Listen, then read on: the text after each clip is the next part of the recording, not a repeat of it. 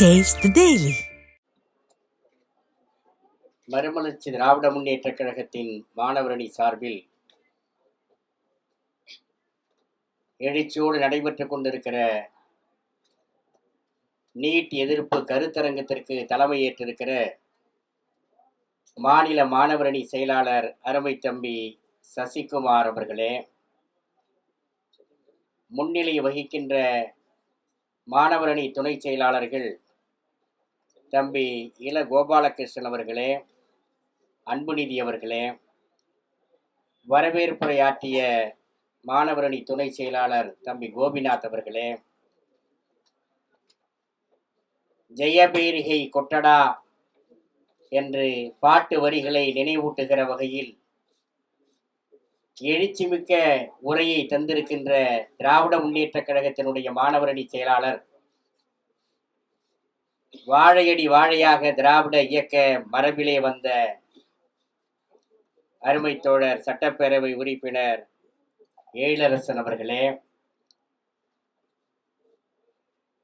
ஆழமான கருத்துக்களை எடுத்து வைத்து கேட்போர் இதயங்களில் ஒரு மாற்றத்தை ஏற்படுத்தக்கூடிய அளவுக்கு உரையாற்றக்கூடிய வல்லமையும், சட்டப்பேரவையிலே எடுத்து வைக்கக்கூடிய கருத்துக்களால் அரசியல் உலகத்தை ஈர்த்து கொண்டிருக்கிற எனது இனிய நண்பர், விடுதலை சிறுத்தைகள் கட்சியினுடைய துணை பொதுச் செயலாளர் சட்டப்பேரவை உறுப்பினர் ஆலூர் ஷானவாஸ் அவர்களே,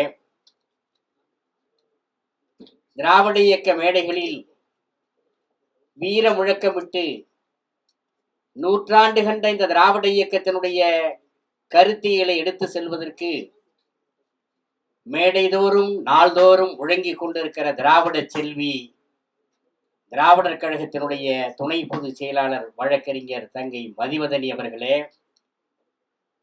இந்த நிகழ்ச்சியிலே கழகத்தினுடைய மாணவரணி அழைப்பை ஏற்று வருகை தந்து சிறப்பாக கருத்துக்களை வழங்கியிருக்கிற எஸ்எஃப்ஐயினுடைய மாநில செயலாளர் தோழர் அரவிந்த் சாமி அவர்களே, ஏஏஎஸ்எஃப்னுடைய துணை செயலாளர் வழக்கறிஞர் சினேகா அவர்களே, ஆர்எஸ்எஃப் மாநில துணை செயலாளர் நெப்போலியன் அவர்களே, திராவிட மாணவர் கழகத்தின் மாநில செயலாளர் செந்தூரபாண்டியன் அவர்களே, மனிதநேய ஜனநாயக கட்சியினுடைய துணை செயலாளர் அசாருதீன் அவர்களே, கோவை அம்ஜத் எஸ்எம்ஐயினுடைய மாநில செயலாளர் அவர்களே, நிறைவாக நன்றி உரையாற்ற இருக்கக்கூடிய வட சென்னை கிழக்கு மாவட்ட மாணவரணி அமைப்பாளர் தம்பி வினோத்குமார் அவர்களே, இந்த நிகழ்ச்சியிலே பங்கேற்றிருக்கிற மாவட்ட செயலாளர்கள் டிசிஆர் அவர்களே, பூவை பாபு அவர்களே, சைதை சுப்பிரமணி அவர்களே, மாவை மகேந்திரன் அவர்களே, பூந்தமல்லி பாபு அவர்களே, கழகத்தினுடைய தேர்தல் அணி பணி செயலாளர் தோழர் சேழன் அவர்களே, கழகத்தினுடைய இளைஞரணி செயலாளர் தம்பி ஆசை தம்பி உள்ளிட்ட கழகத்தினுடைய பல்வேறு பொறுப்புகள் இருக்கக்கூடிய நிர்வாகிகளே, அனைவருக்கும் வணக்கத்தை முதற்கண் தெரிவித்துக் கொள்கிறேன். திராவிட இயக்கத்தினுடைய போர்வால் நம்முடைய அருமை தலைவர் புரட்சி புயல் வைகோ அவர்களுடைய வாழ்த்துக்களோடு திருச்சி நாடாளுமன்ற உறுப்பினரும் கழகத்தினுடைய முதன்மை செயலாளருமான தோழர் துரை வைகோ அவர்களுடைய வழிகாட்டுதலோடும் மாணவரணி செயலாளர் தம்பி பால சசிகுமார் இந்த கருத்தரங்கை ஒருங்கிணைத்து மிக சிறப்பாக நடத்தி இருப்பதற்கு தலைமை கழகத்தின் சார்பில் என்னுடைய பாராட்டுக்களை வாழ்த்துக்களை முதலில் தெரிவித்துக் கொள்கிறேன். சிறப்புரையாற்ற வருகின்றிருக்கின்ற ஆளுமைகள் மிக அற்புதமான கருத்துக்களை இங்கே எடுத்து வைத்திருக்கிறார்கள். நான் தம்பி சசிகுமாரிடத்திலே சொன்னேன், 7:30 மணிக்குள் கருத்தரங்கத்தை நிறைவு செய்து கட்டுரை போட்டி அறிவிக்கப்பட்டு ஏறத்தாழ 250க்கு மேற்பட்ட கட்டுரைகள் வந்து அதிலே கட்டுரைகளில் எந்த கட்டுரையை தேர்ந்தெடுப்பது என்று தெரியாமல் இங்கே ஒருங்கிணைத்துக் கொண்டிருக்கிற தம்பி ரில்வான்கான் அவர்களும் சசிகுமாரும் தடுமாறி நேற்றைக்கு ஒரு வழியாக அத்தனையும் சல்லடை போட்டு சலித்து கட்டுரை போட்டியிலே வெற்றி பெற்றவர்களையும் தேர்ந்தெடுத்திருக்கிறோம். அவர்களுக்கெல்லாம் நாம் பரிசுகளை வழங்கி நீண்ட தூரம் அவர்கள் செல்ல வேண்டியிருக்கும். எனவே 7:30க்குள்ளே முடிக்க வேண்டும் என்று சொன்னேன். எல்லா ஆளுமைகளும் மிக அருமையாக இங்கே உரையாற்றினார்கள். நம்முடைய சட்டப்பேரவை உறுப்பினர் எழிலரசன் அவர்கள், நான் அவர் பேசுகிற பொழுதெல்லாம் என்னுடைய சிந்தனை, நாங்கள் அண்ணாமலை பல்கலைக்கழகத்திலே நாற்றாங்காலிலே ஊறி வந்தவர்கள் என்கிற காரணத்தினாலே அந்த காலத்திலே மாணவர் அமைப்புகளிலே பேசக்கூடிய திராவிட இயக்கத்தினுடைய அந்த சுவடு மாறாமல் கருத்துக்களை இங்கே எடுத்து வைத்ததை எண்ணி நான் பெருமைப்படுகிறேன், அவரை வாழ்த்துகிறேன், பாராட்டுகிறேன். இந்த மண் ஆதிக்கத்தை எதிர்த்த மண். 100 ஆண்டுகளுக்கு மேலாக இந்த மண்ணிலே எல்லா ஆதிக்கங்களையும் எதிர்த்து இந்த மண்ணிலே திராவிட இயக்கம் கொடிபிடித்து வெற்றி கண்டிருக்கிறது. எதனாலே நாம் மட்டும் எதிர்க்கிறோம்? அதற்கான விளக்கங்களை நம்முடைய மதிவதனி அவர்கள் இங்கே தெளிவாக சொன்னார்கள். ஆளூர் ஷானவாஸ் அவர்கள் சொன்னார்கள். அருமை தோழர்களே, இந்த நீட் என்கிற இந்த தேர்வு மட்டுமல்ல, இந்த மண் சமூக நீதிக்காக போராடிய மண், மாநில உரிமைக்காக போராடிய மண். இன்னும் சொல்ல போனால் விடுதலைக்கு பிறகு எங்கள் நாட்டை பிரித்து கொடு என்று பிரிவினை குரல் கேட்ட மண் இந்த தமிழ்நாடு. நம்முடைய தலைவர்கள், அது டெல்லிக்காரனுக்கு தெரியும். 100 ஆண்டுகளுக்கு முன்பு 1912ஆம் ஆண்டு ராயல் கமிஷன் வருகிறது. அந்த கமிஷன் வந்த நேரத்திலே இந்த சென்னை மாநகரத்தினுடைய நகரமன்ற தலைவராக இருந்த சர்பிடி தியாகராயர் நீதி கட்சியினுடைய தலைவர்களிலே ஒருவர்.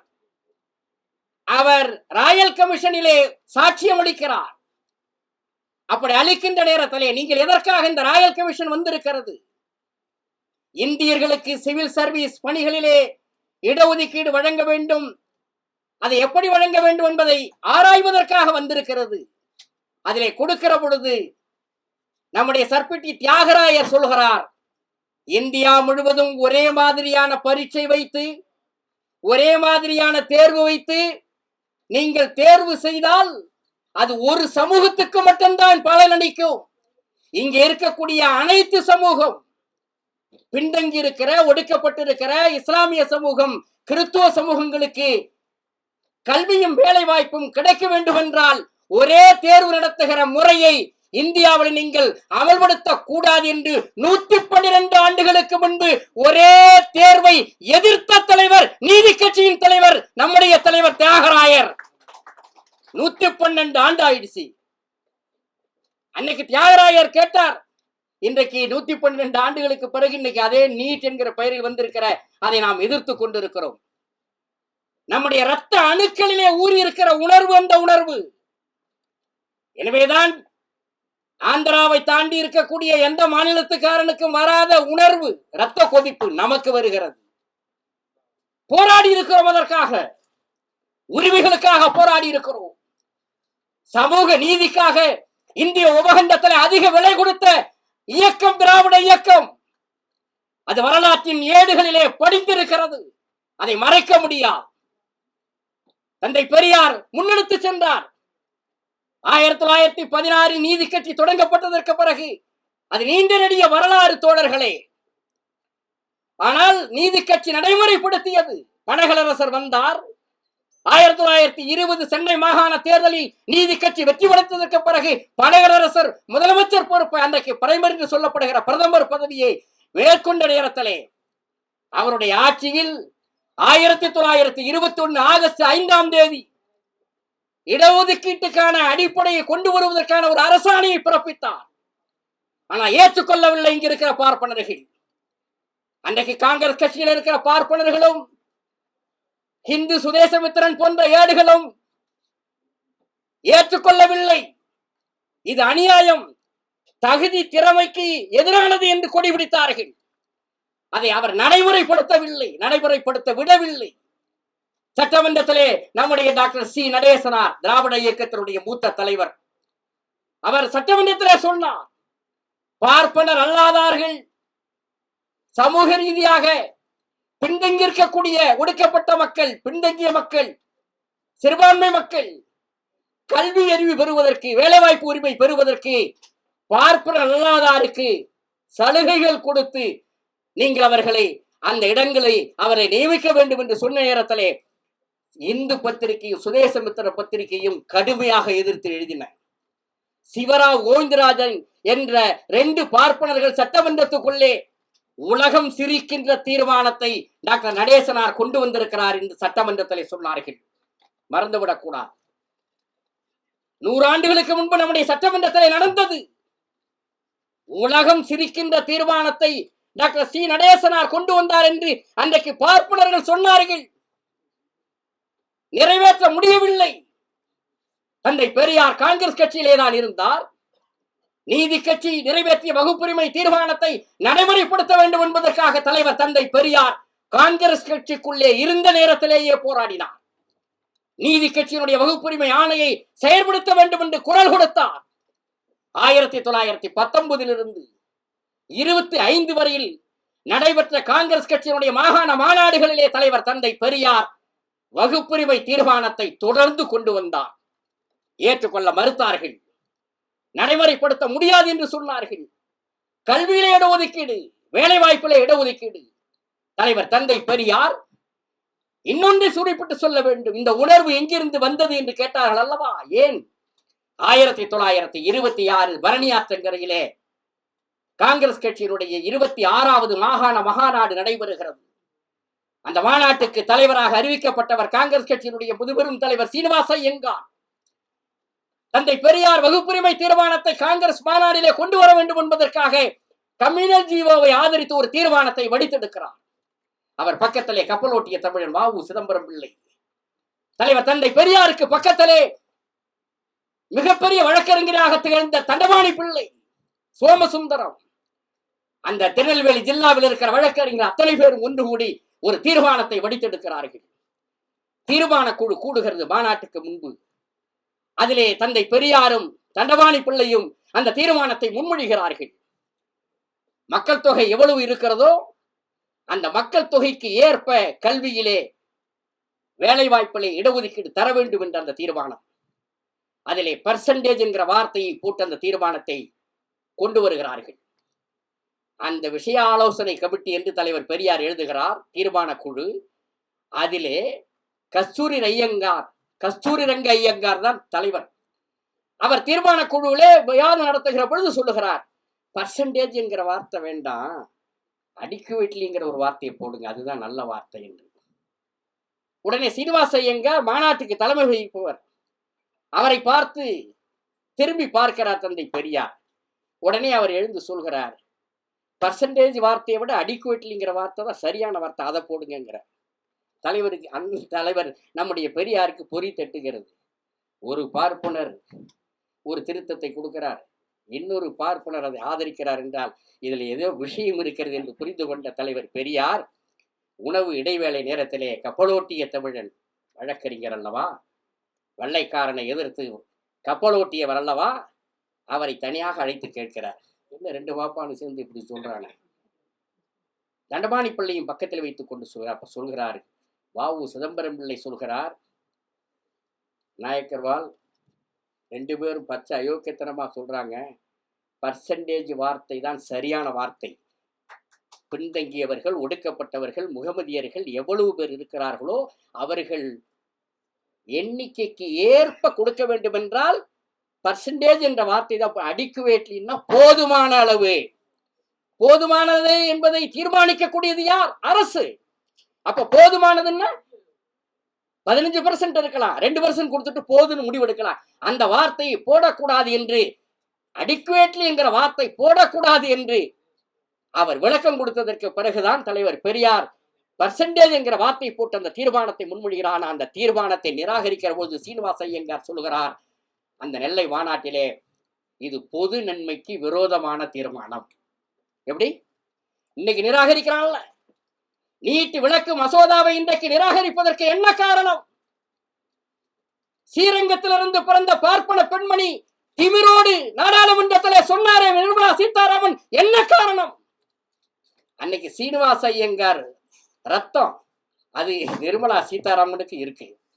பொது நன்மைக்கு விரோதமானது என்று எந்த வார்த்தையை அன்றைக்கு சீனிவாச ஐயங்கார் சொல்லி வகுப்புரிமை தீர்மானத்தை நிராகரித்தாரோ அதே அளவுக்கு அதே உணர்வோடு இன்றைக்கு மத்திய சர்க்கார் இருக்கக்கூடிய நிர்மலா சீதாராமனும் இருக்கிறார் என்றால் நீங்கள் அதே உணர்வோடு இருந்தால் தந்தை பெரியார் ஊட்டிய சுயமரியாதை உணர்வோடு அதை எதிர்க்கக்கூடியவர்களாக நாங்கள் இருப்போம். அதற்காகத்தான் இந்த கருத்தரங்கம். ஒரு சிறு பொறி பெரு நெருப்பாகும்.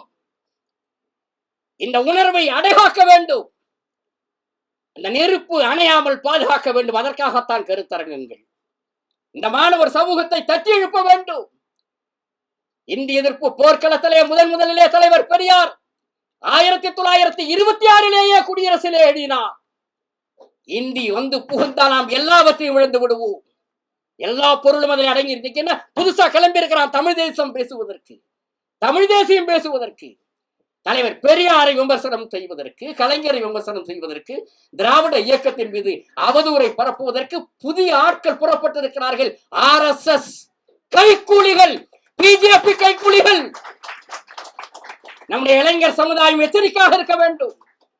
இந்த மண்ணில் திராவிட இயக்கம் தான் உன்னை தலைநிமிர செய்தது, சமூக நீதிக்காக போராடியது.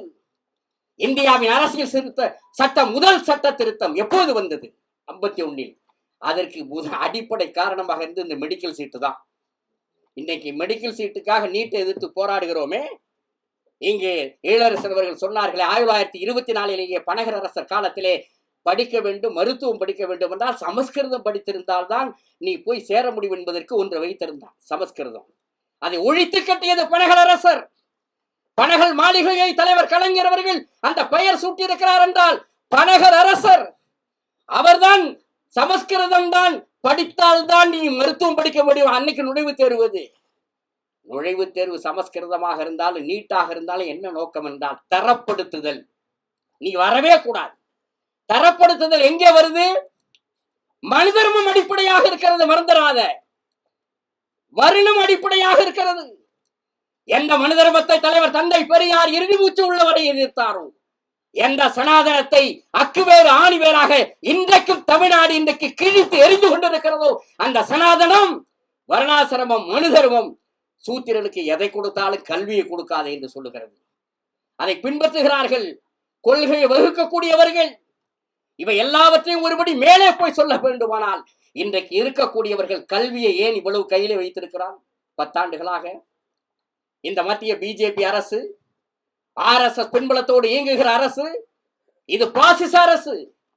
இத்தாலியிலே முசோலினியும் ஜெர்மனியிலே ஹிட்லரும் எதை செய்தான் என்றால், ஆட்சிப்படத்திற்கு வந்தது உடனே அவர்கள் செய்தது கல்வியை கைப்பற்றினார்கள். பாட திட்டங்களிலே அவர்களுடைய சித்தாந்தத்தை, நாசிசம் பாசிச கருத்துக்களை புகுத்தினார்கள். அந்த கருத்துக்களை எடுத்து வைத்து அந்த மக்களை தயார்படுத்துவதற்கு சின்னஞ்சிறு பிஞ்சு மூளையிலேயே அந்த கருத்துக்களை நுழைப்பதற்கு கல்வி திட்டத்திலே கை வைத்தான் ஹிட்லர், கல்வி திட்டத்திலே கை வைத்தான் முசோலினி. இன்றைக்கு RSS வழியிலே வந்திருக்கக்கூடிய பாரதிய ஜனதா அரசு இந்து ராஷ்டிரத்தை அமைக்கின்ற திட்டங்களிலே ஒன்று நீட் திட்டம், மறந்துவிடக் கூடாது. தங்கை சொன்னார் மதிவதனி, மாநில உரிமைக்கு எதிரானது என்று. மாநிலங்களே கூடாது என்பது RSS கொள்கை. மொழிவாரி மாநிலங்கள் பிரிக்கப்பட்ட போது 1956 ஆண்டு அந்த மொழிவாரி மாநிலத்தை பிரிக்க கூடாது என்று குருஜி கோல்வாக்கர் எழுதினார். இந்த நாட்டை ஒரே நாடாக ஆக்க வேண்டும். இது இந்துக்களினுடைய நாடு, அது அவர்களுடைய சித்தாந்தம். அதை போலத்தான் அவர்கள் மாநில உரிமைகள் இன்றைக்கு நசுக்குகின்ற இந்த முயற்சியிலே ஈடுபடுகிறார்கள். அதற்கு ஒரு கருவியாக கல்வித்துறையை பயன்படுத்துகிறார்கள் என்றார். அடிப்படை காரணம், அகண்ட இந்து ராஷ்டிராவை அமைப்பதற்கு எதெல்லாம் தடையாக இருக்கிறதோ அதையெல்லாம் அதிகாரத்தை பயன்படுத்தி, அதிகாரத்தை கையில் வைத்துக் கொண்டு நசுக்கி தூக்கி எறிய வேண்டும். அதிலே அவன் முன்னணியிலே போய்கொண்டே இருக்கிறான். என்ன எதிர்க்க முடியாதா? 1951 அதைத்தான் சொல்ல வந்தேன். முதல் அரசியல் சட்ட திருத்தத்துக்கு வடிகோலியது ஒரு மெடிக்கல் சீட்டு விவகாரம் தான். சண்பகம் துரைசாரஞ்சன் என்கிற ஒரு பார்ப்பன பெண்மணி, அந்த அம்மா 37 வயசுல எந்த மெடிக்கல் காலேஜ்ல மனு போட முடியும்? ஆனா பச்சை அயோக்கியத்தனம், பார்ப்பனியங்கிறது அடி முதல் நுனி வரை பச்சை அயோக்கியத்தனம். மனு போடுறான் அந்த அம்மா, சண்பகம் துரைராஜன். இடஒதுக்கீடு என்பது 1928 தமிழ்நாட்டிலே சென்னை மாகாணத்திலே செயல்பட்டு வருகிறது. அது இருக்கிற காரணத்தினால எனக்கு தகுதி இருக்கு, மெடிக்கல் சீட் கொடுக்கலன்னு கேஸ். குமாரசாமி ராஜா இங்க மந்திரி சபையில, இங்க அவர் தான் முதலமைச்சரா இருக்கிறார். உயர் நீதிமன்றத்தில் இருக்கிற சோமசுந்தரம் நீதிபதி, விஸ்வநாத சாஸ்திரி நீதிபதி. விஸ்வநாத சாஸ்திரியாச்ச நீதி கிடைக்குமா? கிடைக்காது. முடியாது என்று சொன்னது மட்டுமல்ல, அந்த தீர்ப்பிலே அவர்கள் சொல்லுகிறார்கள், அருவருக்கத்தக்கது எது? அந்த வகுப்புரிமை தீர்மானம். சுப்ரீம் கோர்ட் நீதிபதியை சொன்னா இதே வார்த்தைய முடியாது என்று. இடஒதுக்கீட்டினாலே சண்முகம் துரைராஜனுக்கு அவர் தகுதி இருக்கிறது, திறமை இருக்கிறது, சீட் கிடைக்கல. நீ பின்தங்கிய சமூகத்தை, ஒடுக்கப்பட்ட சமூகத்தை முன்னேற்றணும்னா இலவசமா கல்வி கொடு, சீருடை கொடு, பாட புத்தகம் கொடு, படிக்கிறதுக்கு உதவி பண்ணு. எதுக்கு சீட்டு கொடுக்குற? ஜாதி வாரியா பாக்குற, வகுப்பு வாரியா பாக்குற? கூடாது. தகுதி போயிடும், திறமை போயிடும். இன்றைக்கு சொல்லுகிற இதே வார்த்தை அன்றைக்கு உயர் நீதிமன்றம் கேட்டது, உச்ச நீதிமன்றம் அதை அங்கீகரித்தது. செல்லத்தக்கதல்ல. தமிழ்நாட்டில் செயல்படுத்துகிற அந்த உரிமை, அந்த வகுப்புரிமை, இடஒதுக்கீடு கொள்கையை ரத்து செய்தது தமிழ்நாட்டு உயர்நீதிமன்றம், சென்னை உயர்நீதிமன்றம். அது உச்ச நீதிமன்றத்திற்கு மேல்முறையீடு செய்தார் குமாரசாமி ராஜா. அங்கே உச்ச நீதிமன்றத்திலேயும் தள்ளுபடியானது. ஒரு அரசியல் சாசன பெஞ்ச், அரசியல் சாசன அமர்வு விசாரித்தது, அங்கேயும் தள்ளுபடியானது. வேறு வழி இல்லாமல் தலைவர் தந்தை பெரியார் 1950 ஆகஸ்ட் 14 வகுப்புரிமை நாள் கடைபிடிக்க வேண்டும் என்று அறிக்கை கொடுத்தார். போராட்ட களத்தை தயார் செய்தார். தந்தை பெரியார் ஒரு புறம் போராடினார், பேரறிஞர் அண்ணா இன்னொரு புறம் களம் அமைத்தார். இந்த போராட்டத்தினுடைய வீச்சு உள்துறை அமைச்சராக இருந்த சர்தார் படேல் தமிழ்நாட்டுக்கு வந்த போது கருப்பு கொடி காட்டுவேன் என்று தலைவர் பெரியார் அறிவித்தார். ஏன் இந்த கருப்பு கொடி போராட்டம்? வந்து இறங்கிய உடனே படேல் கேட்கிறார். ஆற்காடு ராமசாமி முதலியார் நீதி கட்சியினுடைய முன்னணி தலைவராக இருந்தவர், அவரை அழைத்து படேல் கேட்கிறார், ஏன் கருப்பு கொடி காட்டுகிறார் என்று சொன்ன பொழுது, வகுப்புரிமை தீர்மானத்தை, தமிழ்நாட்டிலே செயல்பட்டு வந்த சட்டத்தை உயர்நீதிமன்றம் ரத்து செய்து விட்டது, அதை உச்ச நீதிமன்றம் அங்கீகரித்து விட்டது, அதை எதிர்த்து தலைவர் பெரியார் போராடுகிறார் என்று சொன்ன போது, பார்ப்பனர் அல்லாத மக்களுக்கு போராடுகிறார், நானும் பார்ப்பனர் அல்லாதவன் தான், டெல்லிக்கு சென்று நான் இதை பார்க்கிறேன் என்று சொல்லிவிட்டு போனார். ஆனால் 1950 டிசம்பர் மாதம் அவர் உடல்நலக் குறைவாலே மறைந்து விடுகிறார். நெருக்கடி முற்றுகிறது. அந்த நேரத்திலே தான் இந்தியாவினுடைய பிரதமர் பண்டிட் ஜவஹர்லால் நேரு விடத்தலே தந்தை பெரியாரினுடைய போராட்டத்தை எடுத்து சொல்லி, குமாரசாமி ராஜா நம்முடைய தலைவர் தந்தை பெரியாருடைய போராட்டத்தை பெருந்தலைவர் காமராஜர் எடுத்து சொல்லி, இதற்கு நீங்கள் வழிகண்டாவே வேண்டும் என்று வலியுறுத்திய பொழுதுதான் டாக்டர் அம்பேத்கர் அவர்கள் அரசியல் சட்டத்தை திருத்த வேண்டும் என்கிற அந்த முன்மொழிவை வைக்கிறார். பண்டித நேரு ஏற்றுக்கொள்கிறார். ஆனால் ராஜேந்திர பிரசாத் கையெழுத்து போட மறுக்கிறார். ராஜேந்திர பிரசாத் அரசியல் நிர்ணய சபையினுடைய தலைவராக இருந்தவர். முதல் சட்ட திருத்தத்தை கொண்டு வந்த நேரத்திலே அரசியல் நிர்ணய சபையிலே என்ன ஆதிக்கம் செலுத்தினாரோ அதே போலவே நேரு மந்திரி சபை முடிவெடுத்து 1951 ஏப்ரல் மாதம் இடஒதுக்கீடு, மெட்ராஸ் மாகாணத்தில் மிகப்பெரிய போராட்டம் நடக்கிறது. இடஒதுக்கீட்டுக்காக அங்க போராடுகிறார்கள், சட்டத்தை திருத்த வேண்டும் என்று அவர் கொள்கை முடிவெடுத்த பொழுது ஏற்றுக்கொள்ள முடியாது என்று ராஜேந்திர பிரசாத் சொல்லி அனுப்புகிறார். நேருவுக்கே கோபம் வருகிறது. இது மந்திரி சபை எடுத்த முடிவு, நீ ஏன் ஏற்கவில்லை என்று. ஆனால் அதற்கு பிறகு அவர் அடிபணிகிறார். நாடாளுமன்றத்திலே சட்ட திருத்தத்தை, முதல் சட்ட திருத்தத்தை பண்டித ஜவஹர்லால் நேரு முன்னிலையிலே நம்முடைய அம்பேத்கர் முன்மொழிகிறார். அப்பொழுதுதான் அரசியல் சட்டத்தினுடைய 15வது பிரிவில் 4வது பிரிவு உட்பிரிவு சேர்க்கப்பட்டு எஜுகேஷனலி, சோசியலி, சமூக ரீதியாக, கல்வி ரீதியாக பின்தங்கிய இருக்கக்கூடிய மக்களுக்கு இடஒதுக்கீடு வழங்க வேண்டும் என்பது சட்டப்பூர்வமாக்கப்பட்டது. அன்றைக்கே சியாமா பிரசாத் முகர்ஜி, அவர் ஜனசங்கத்தை பின்னாளிலே உருவாக்குகிறவர், இந்து மகா சபையினுடைய தலைவராக இருந்தவர், அவர் ஒரு திருத்த தீர்மானத்தை கொண்டு வருகிறார் 51 மே மாதம். அதுல என்ன தெரியுமா? சோசியலி, எஜுகேஷனலி என்பதிலே எக்கனாமிக்கலி என்கிற ஒரு வார்த்தையை சேருங்கள், பொருளாதார ரீதியாக என்று. நேரு ஒத்துக்கொள்ளவில்லை, அவர் அம்பேத்கர் ஒத்துக்கொள்ளவில்லை. ஆனால் ஒன்றை நீங்கள் புரிந்து கொள்ள வேண்டும் தோழர்களே, 1951ஆம் ஆண்டு சியாம பிரசாத் ஜனசங்கம், இன்றைக்கு இருக்கிற பாரதிய ஜனதா கட்சியினுடைய தாய் அமைப்பு, அந்த ஜனசங்கத்தினுடைய தலைவர் சியாம பிரசாத் முகர்ஜி, எஸ்பி முகர்ஜி எந்த எக்கனாமிக்கலி என்கிற கிரிட்டீரியா சேர்க்க வேண்டும் என்று சொன்னாரோ அதை அவர்கள் 80 ஆண்டு காலம் அந்த கொள்கையை அடைகாத்து வைத்து 2019 ஆட்சி பீடத்திலே மிருகத்தனமான மெஜாரிட்டி இருக்கிற பொழுது பொருளாதார இடஒதுக்கீடு என்பதை நிறைவேற்றி விட்டார்கள். 10% மறந்துவிடக்கூடாது. அப்ப அவன் என்ன, அவன் நினைக்கிறத செய்கிறான்.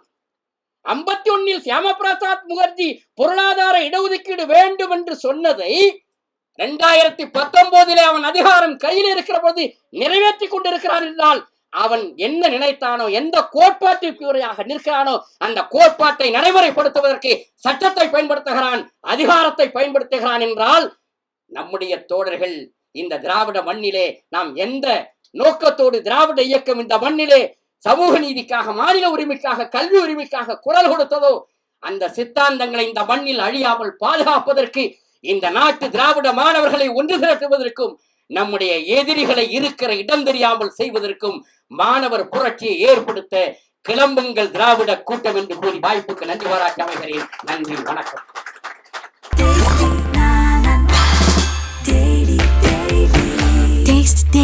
Taste the Daily.